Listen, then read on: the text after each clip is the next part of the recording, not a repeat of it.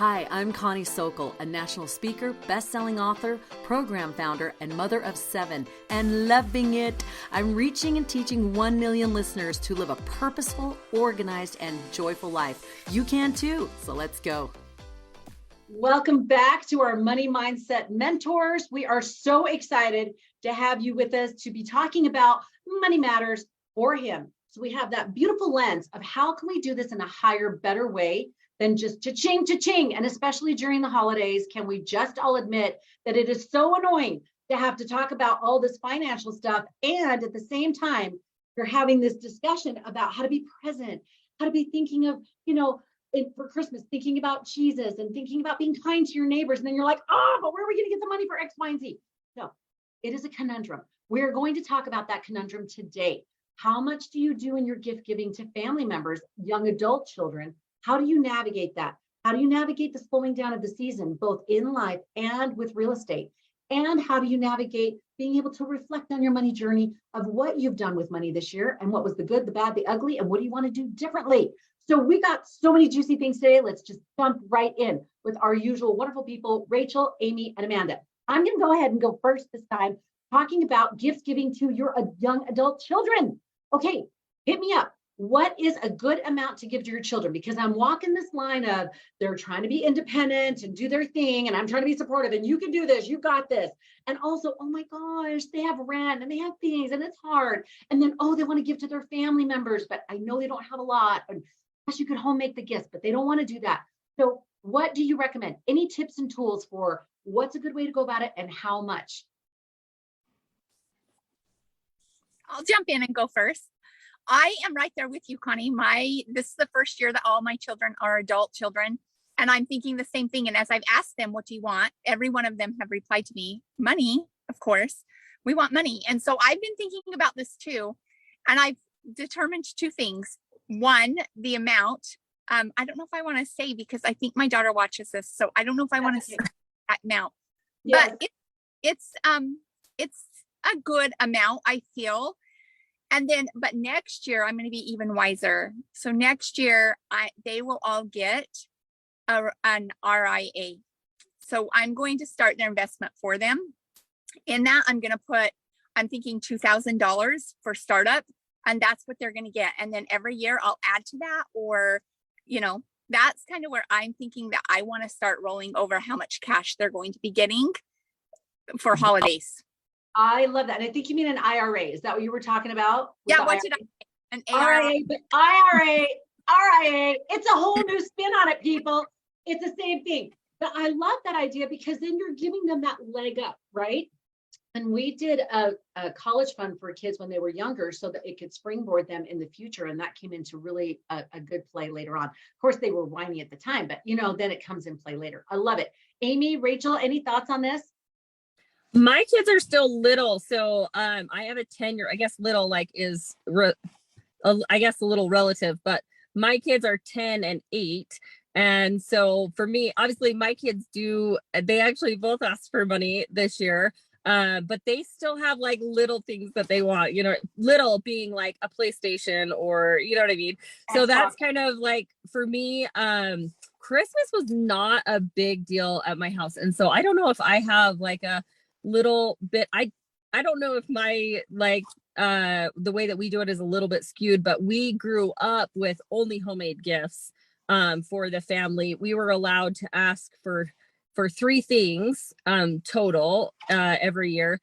And I just think we knew that we were poor. And so Christmas was not a huge deal. So I feel like I do my best to buy something that's kind of bigger, maybe the Xbox, for example, the PlayStation or whatever. And then that's kind of a shared gift. And then they kind of get each little gifts to open. But right now where they're still littler, it's a lot easier to just still buy things that's fun to open versus your kids don't care about opening things when they get older. They just want something, they want money. They want to be able to use that in a way that they want. But I think, I don't know, Amanda, how you do it, if it's a percentage or if you kind of decide that way. For us, we always just kind of set like a little budget at the beginning and then just kind of try and do like the big gift and then like small gifts within that budget, but try not to go too overboard. Just it wasn't a big deal for us growing up, and so I don't know, maybe that kills the magic for I don't know. I love that you had mostly homemade gifts. I just know I remember doing a leather bracelet from my sister in the wood shop, and I remember I was so excited when she opened it because I hand stamped it and it was like Spartacus bracelet, you guys. Seriously. Awful. And she opened it up and she was like, ew. And I just remember that, like, homemade gifts, no.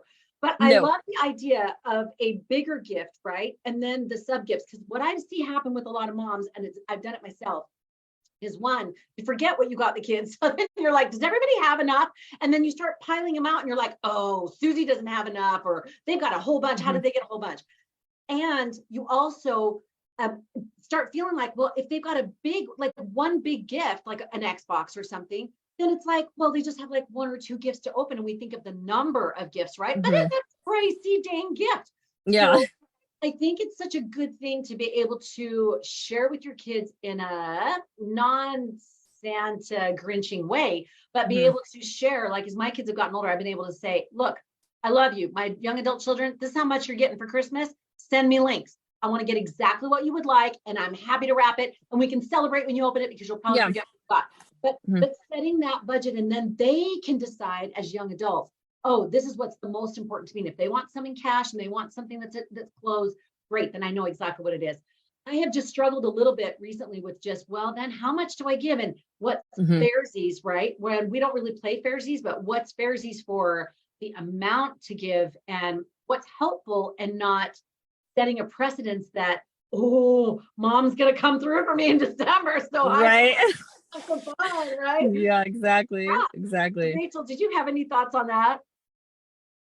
Yeah, it's so funny because right before this, I was on the phone with my daughter who's married, and she was stressing out a little bit because they're moving back to the Provo area in just a few weeks. And so, since they're married, I try not to kind of overstep my bounds. But one of the things that she called about, she's like, Mom, why is moving so expensive? And why are moving trucks so expensive? And I tried to just kind of have a smile on my face. Like I'm on the phone, but I'm like, oh, God.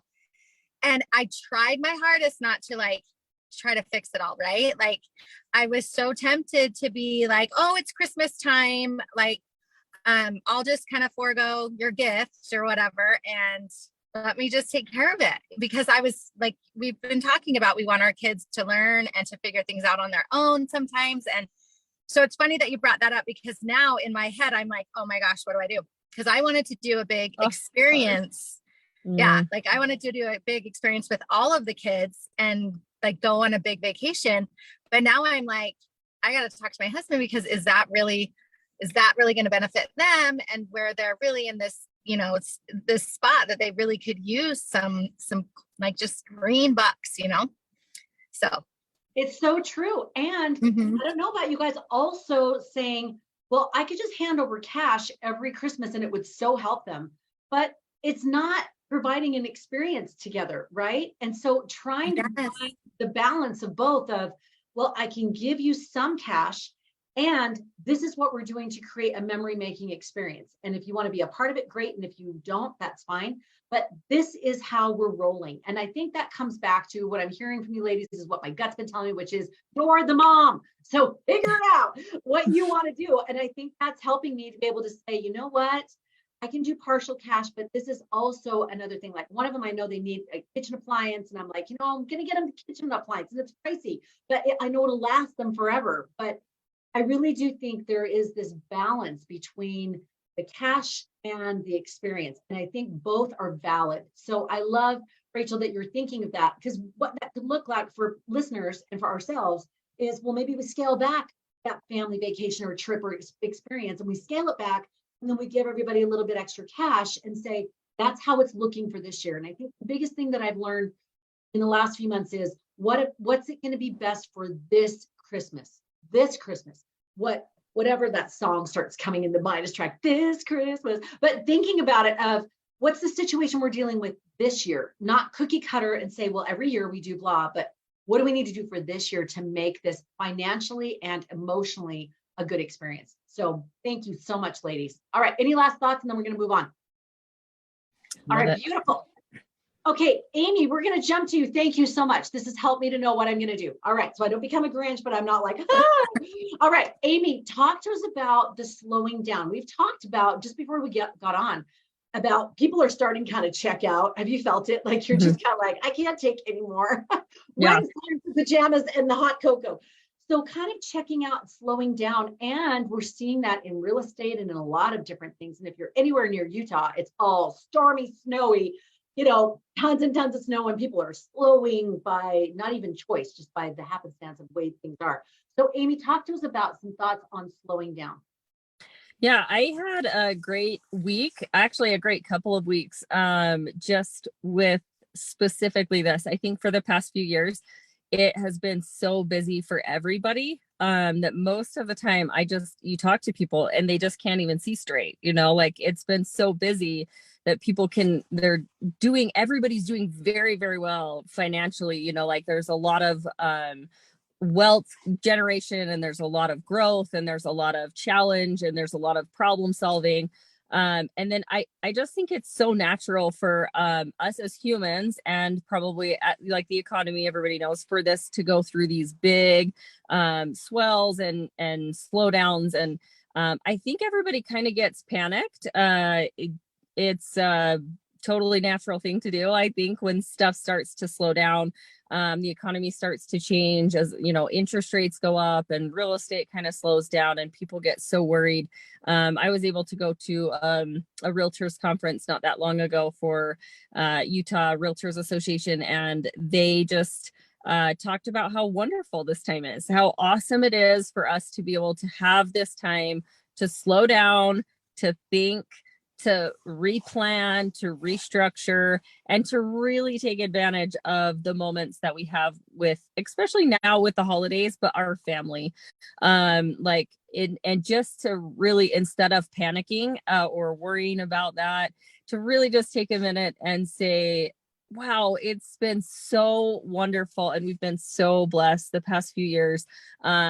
And hopefully, you know, people have, you know, kind of put themselves in positions where they were still in a safe mode, you know, if this were to happen, and so that they can take this time to just kind of focus on their families and maybe restructure their business or get creative with how, you know, they're going to move forward in their lives, but really just appreciating the season that we're in. And I think it was a great speech. It was very, very inspirational. And it was just wonderful to just kind of get that perspective again, just kind of like remember that, oh, everything kind of has a season, and there's times for everything. And we just need to really pay attention to where we are and be, you know, present in the moment, and take advantage of those things that we can do right now when we have a little bit of extra time. So I love that. In fact, I was just looking at a post of another DTLC gal, and she had posted "God Rest You Merry Gentlemen," that song, that Christmas song, and she focused on the rest. And then she said, just like the animals at wintertime, they go into hibernation, we need to winter our soul. And I thought that was just a beautiful phrase where we can just pause and cocoon for a minute. And Amanda's going to take us through some reflection exercises in just a minute, but being able to say, let's pause and take a breath, because it is so fast, just like you were saying, especially in the money world. And with money, it's constant. You feel like you paid your mortgage or your rent or whatever it is that you're doing, your car payment, and then boom, you're already paying it the next month. It's come so fast, right? And it can feel so fast that you're always like, and that's what creates some of that panic feeling. And instead pausing and staying in a space of gratitude. And if that panic feeling comes, and if that feeling of scarcity, or there isn't enough, or I don't know how we're going to do this, I love that you bring up this whole feel. To me, what you're saying is gratitude. Get in that gratitude space and look at what you have, your health, your relationships, your time that you're able to do, your physical well-being, your home that you're able to be in, a functioning car, all of those things, and take that time as much as you need, as repeatedly as you need to stay in the space so you don't get wigged out and can slow down. Because I don't know about you, but I find that when I'm in my slow spaces and my resting spaces, that's when the good ideas can start to surface. And I can see new ways to do things, what to cut out, what to add on, what to pursue, financially, emotionally, spiritually, whatever. But I get my better ideas Absolutely. still. Absolutely. Yeah, for sure. I love that. Okay, that's perfect lead in to sweet Amanda, who wants to take us through kind of reflecting on our money journey. So Amanda, let us know your thoughts on that. Yes, I love the idea of the slow down because it is. And then Connie, you talked about when you slow down, it allows your mind to open and all these ideas will come in. And it's so true.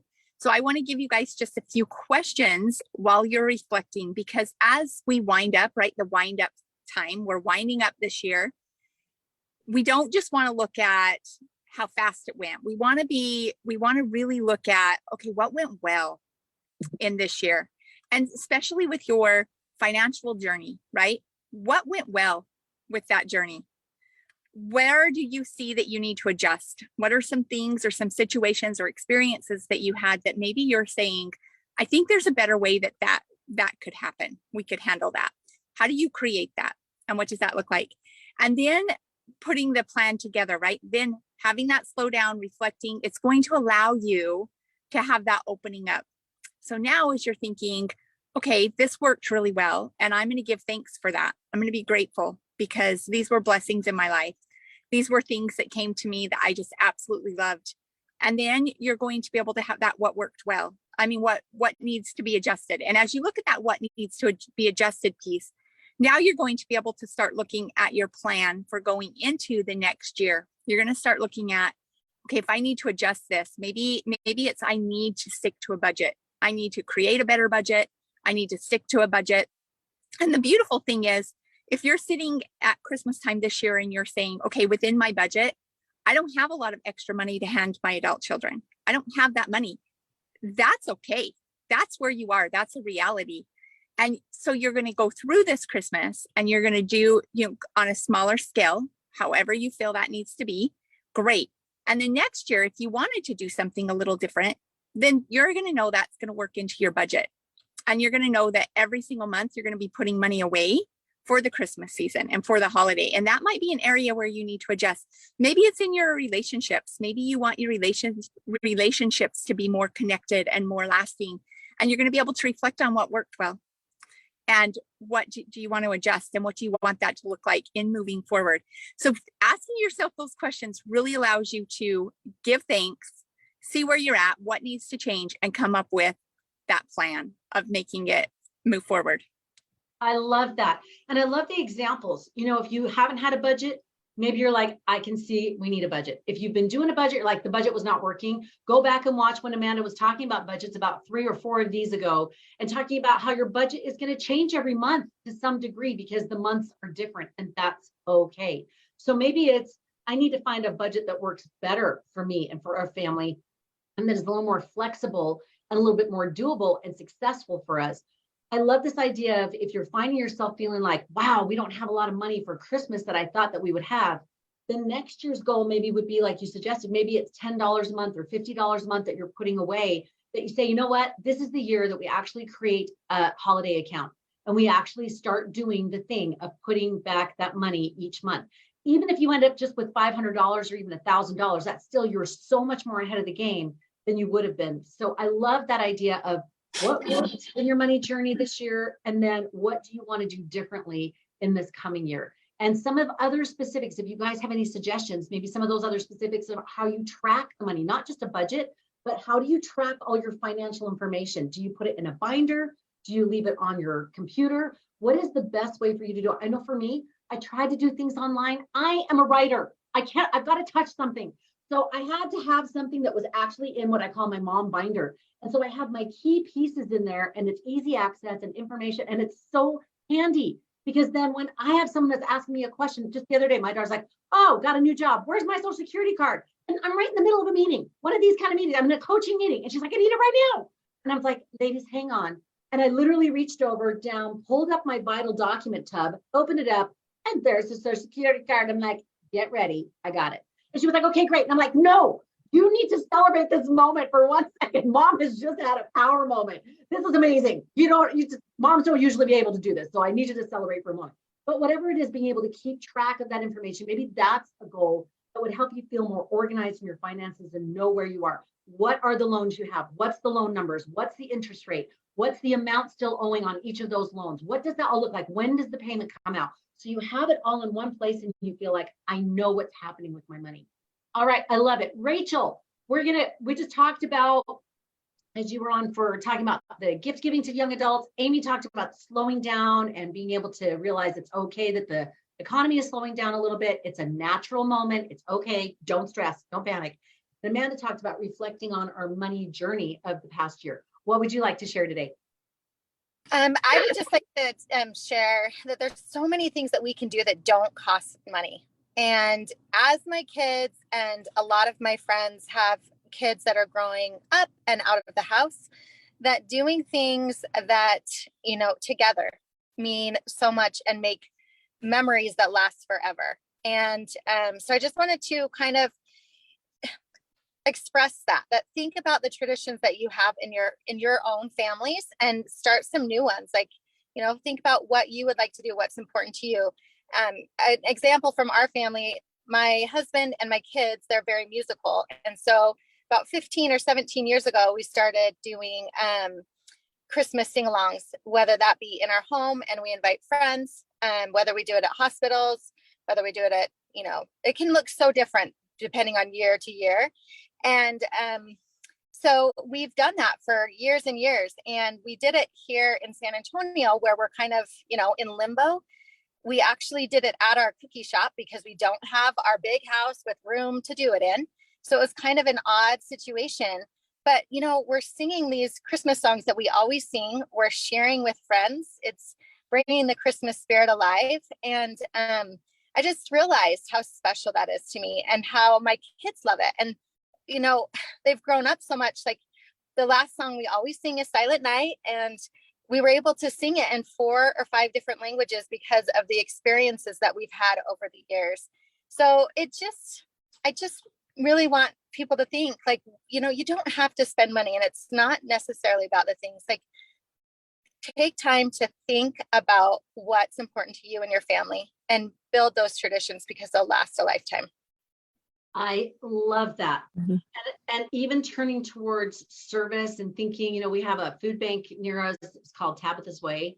And I thought, oh, this would be a good time for us to all go over and just put a couple of hours in there and just kind of serve and not to be like, oh, we're serving, but just, again, a bonding activity. There is nothing like serving that bonds each other together. And then maybe go sledding or whatever. Sledding in Cocoa costs nothing. And watching a great old white Christmas, you know, movie that you can all, you know, get pajamas and warm blankets and just watch together. And that's still making a memory.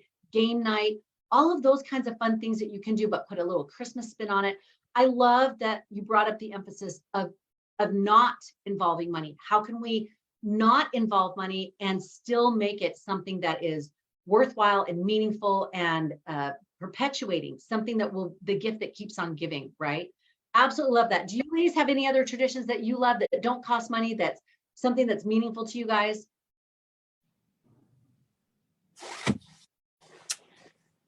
Amanda? Sorry, We don't have too many. We actually don't have very many traditions. Like I said, when I grew up, Christmas was like a very non-issue. It was like not a big deal. So one tradition that we do is we typically open one present on Christmas Eve. I think everybody does that. So I don't know that it's special. Usually pajamas. Yeah. Yeah, usually like the socks or the pajamas or whatever. But we don't have any super we don't have any super specific traditions, but my husband and I actually did talk about it this year as our kids get older, that we do want to create some cool traditions for our family. So it's cool. It's good to hear your guys' ideas on it. I know, Amanda. Yeah. So for me, I'm in a new space in my life, and with adult children, it's a little bit different. So I'm trying to create some new traditions.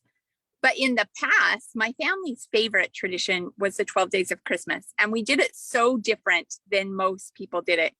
What we would do is we would go and we would buy a nativity set. And then we would take that nativity set apart into its individual pieces. And we would put the scripture with it, but then I would have my kids tell the story. So like the star, what do you think it felt like for the star to be the star that was the sign in the sky? What do you think that was like? And my kids would say something and I would jot that down on the paper.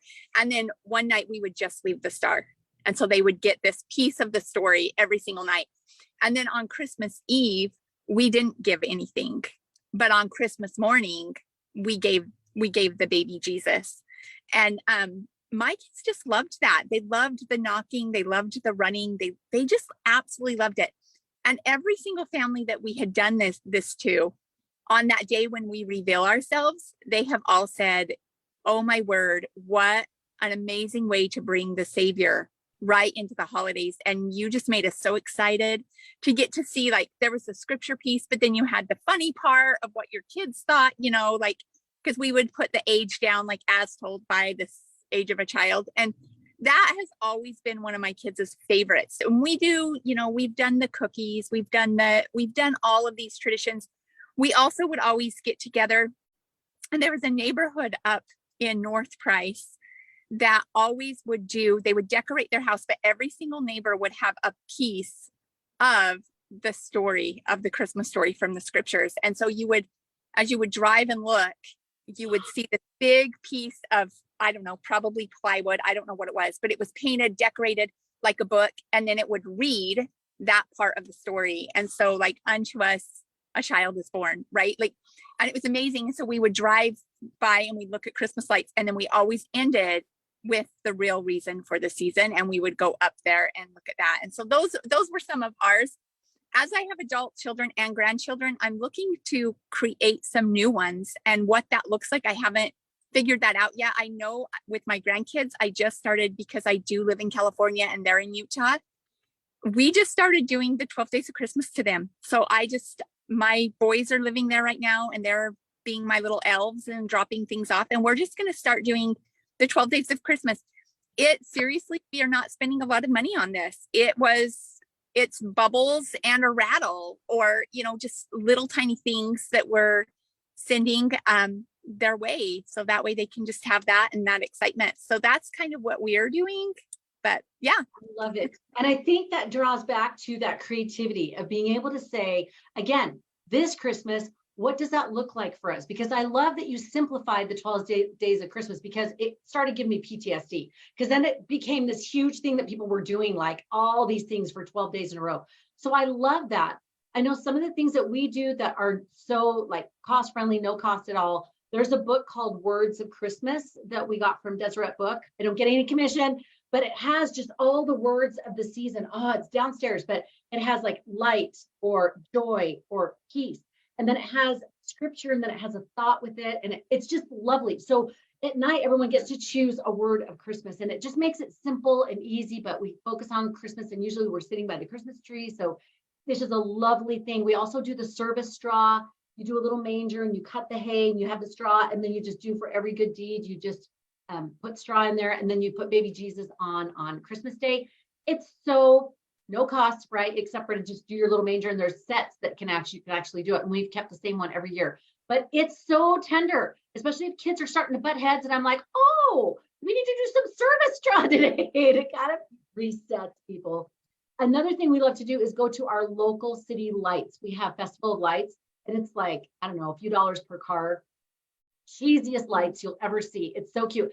Penguins and elephants. We don't know where they fit in the Christmas story, but it's always so fun every year to look and see, what do they got this year? I don't know. And we get some hot cocoa, and we drive through. My girls, they stand up in the sunroof and they're singing Christmas carols to the high heavens. And it's just our thing. We do it every year, and it's super inexpensive. But again, it's another family tradition that's so fun.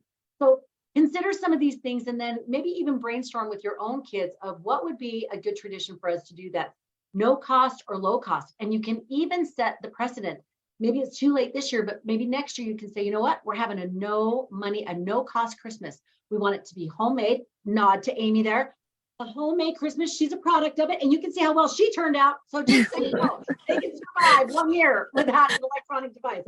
But maybe it's a no cost Christmas. We've done Christmases where we're just doing giving machines. You know, the Church of Jesus Christ of Latter-day Saints has those vending machines that you can buy emergency kits for people in different countries. You can buy a goat, you can buy chickens, you can buy food things for refugees, and you just purchase it just like a vending machine thing. You see it go down and you're like, we just were able to help so-and-so in another country, and we were able to do it right there. And we do it in the name of our family members. So we say, hey, you guys just gave a goat to someone in Peru. Like, it's going to be awesome. So anyway, lots of options and ideas, again, to make Christmas not about money, but use your money wisely and use it to create meaning and meaningful experiences.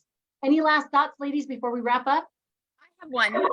So one that we have always done, and when my kids were little, they hated it, but it has become such a sweet thing for us as well, is on Christmas morning, as everybody's waking up and we're all going down to do Christmas, we gather around the tree and we pray.